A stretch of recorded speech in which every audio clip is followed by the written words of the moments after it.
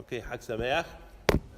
So we know that we have over these weeks the mitzvah of Sefirat HaOmer. So let's just understand the mitzvah of Sefirat HaOmer for one moment. In the time of the Bet HaMikdash, there's the wheat that grows before Pesach. The wheat that grows before Pesach. And in order to be able to eat from what's called the Tivuah Hadashah, the new wheat, there was a korban that was brought called Korban HaOmer. And what is the definition of Omer? The Torah tells us, Ve'omer asirit ha'ifahi. The Torah tells us the Omer is a tenth of an ephah. Okay?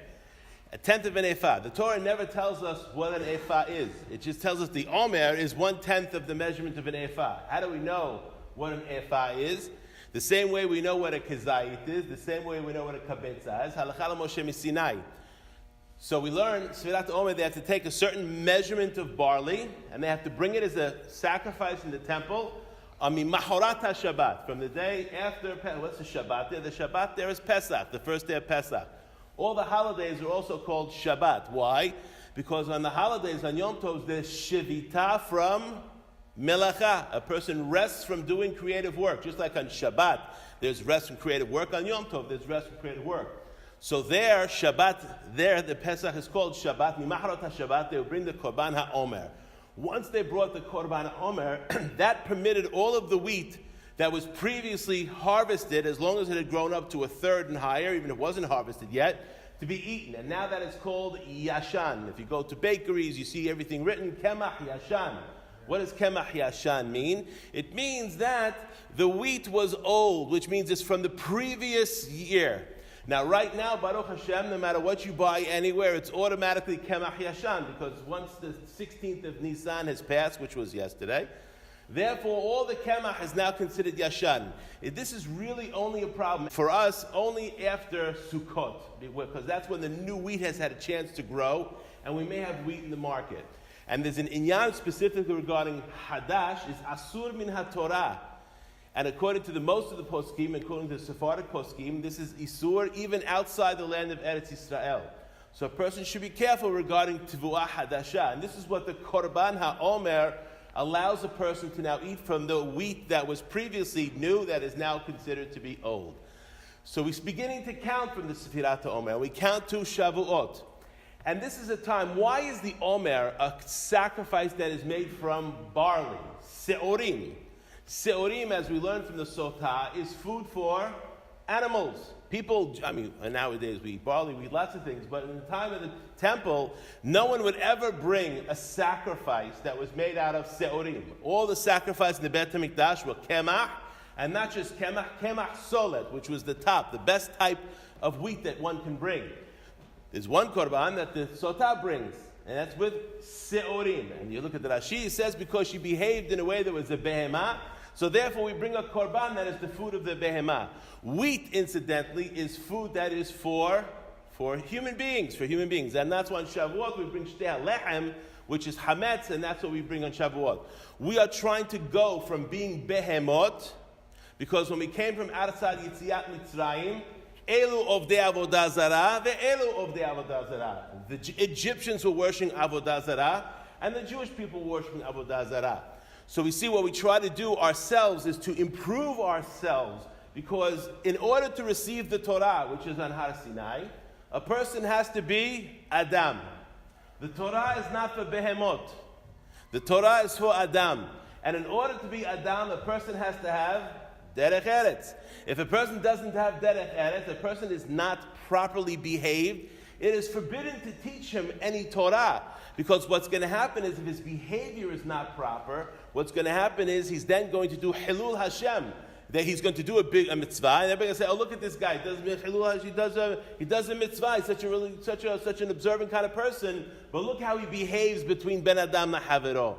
So we see that during this time, all of us are supposed to be working our midot to try to make us so we're no longer behemot, and we have the merit and we have the zuchut to be able to receive the Torah HaSinai. And that's the reason why, despite the fact it's called Sefirat HaOmer, if you think about it, we really should be counting down, not up. 1, 2, 3, 4, 5, 6. We shouldn't be doing that. We should be 49, 48, 47. Because what we're doing is we're counting from the Korban HaOmer and each day trying to make ourselves better, but a person always has to da me'ayin bata, know from where you came. And that's why there's a custom amongst the Jewish people that during the 6 weeks, there's 7 weeks obviously, but during the week after Pesach, from the end of Pesach all the way until Shavuot, there are 6 weeks left. Pesach is 1 week, and then there's 6 weeks left after that. And Pirke Avot, which is Derech Eretz, it's actually called Masechet Derech Eretz. There is 6 prakim inside Pirke Avot. Why? Because a person is supposed to do 1 perek of Pirke Avot every single week from the time of finishing a Pesach all the way up until the time of Shavuot. And this way, if a person has properly gone through Pirkei Avot and understood how a person's behaving, then when it comes time for Matan Torah, you are ready. Then you are ready to be called Adam. If a person doesn't have Torah, it's like Behemah. He's like an animal because he doesn't know how to behave properly. And that's why it says Derech Eretz Kadma la Torah, specifically. Pirkei Avot is the first thing a person should be learning when they're coming into becoming a better person, because Pirkei Avot teaches a person how to be better. And I just want to mention the first thing we say in Pirkei Avot, before every parak we say, Kol Yisrael yesh lam helek l'olam haba. Let's just understand that for 1 minute. What does it mean, Kol Yisrael yesh lam helek l'olam haba? First of all, since the Mishnah tells us Kol Yisrael, this Mishnah, by the way, is not in Pirkei Avot, this Mishnah is in Sanhedrin. What does it mean, Kol Yisrael? Every Jew has a helek. What is a helek? A portion, right? We have other terms that we see, however. We have another term that we read every single day. Kol hashoneh halachot muftach lo shehu ben ha'olam haba. It doesn't say as a helek in olam haba. It says ben ha'olam haba. So what does it mean that every Jew inherently has a helek in olam haba?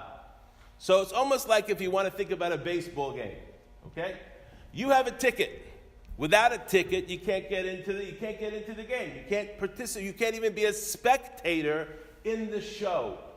With a ticket, you're allowed to go and spectate the show, but you are certainly not going to be in the team. You're not going to be playing ball. You're going to be a spectator, and depending on how much work a person does in his life, the helek may increase. He may have a better seat, so instead of being in the bleachers, he's going to be behind home plate, or be behind third base, or be behind second or first base. Sorry using baseball, but it is America's pastime.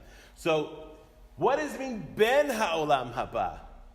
Ben Ha'olam Haba is not just helek. That is actually one of the people that are participating inside the playing of the game. Because in Olam Haba, what do we do in Olam Haba? Tzadikim yoshvim v'itrotem barashehem v'nehenim ziva shechinah. We get benefit from the Ziva Shekhinah. What is Itrotem Barashehem? What is the Keter? Etara is a Keter. What is the Keter that's on each one of their heads?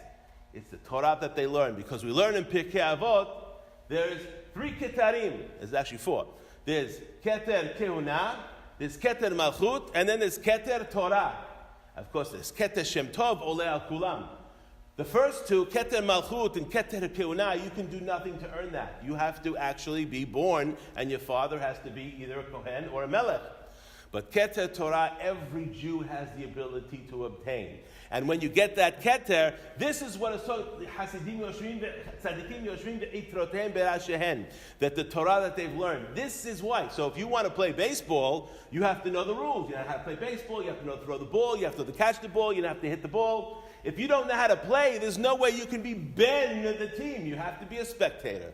And that's why learning Torah is so important. And Pirkei Avot starts off, Kol Yisrael. From here we learn something else that is very, very big. Kol Yisrael yeshem halak olam haba. Therefore, meaning, what about Goyim? Do they have halak olam haba? The Mishnah then lists 3 kings that have no halak olam haba in Sanhedrin, and 4 kings that have, 4 regular people that have no halak olam haba. The 3 kings are Ahav, Menashe, and Yerovam ben Nebat. These 3 kings have no halak olam haba. And the 4 hedyotot, regular people that have no halak, are Aleph, Bet, Gimel, Dalet. Ahitofel, Bil'am, Gehazi, and Doeg. Now, by the fact that they included Bil'am is not a Jew. Bil'am is a Goy. So we learn from here, and then the Mishnah goes ahead and lists 4 people that have no halak, and one of them is Bilam. Here we see it is possible to Gentiles to have halak olam haba. But what is it? Every Jew is automatically given a ticket. It's almost like you, as soon as you're born, you get the ticket in your pocket. Chas v'shalom, if a person has problems with their emunah in certain areas, you can lose the ticket. You can lose that halak olam haba. But the natural state of affairs, a Jew has halak olam haba. A Gentile actually has to work to get that ticket. They have to pay for that ticket. It doesn't come naturally for free. And this is what Pirke Avot is teaching us over here. Every Jew has a portion in the world to come. And the first step to earning a person's portion in the world to come is ben adam havero. A person has to be, as we say in Yiddish, a mensch. A person has to know how to behave. Because the worst mitzvah, most avera a person can do is Hilul Hashem. And if a person behaves improperly with other people and doesn't know how to treat other people, their wife, their family, whatever it might be, then what happens is, it's almost if he's doing mitzvot, it's a little Hilul Hashem. Chas v'shalom, it's not to say a person should not do mitzvot, but we have to work on our behavior. And every year, especially during this time, it's a tremendous opportunity to work on our midot. Baruch Adonai, Olam, Amen, Amen.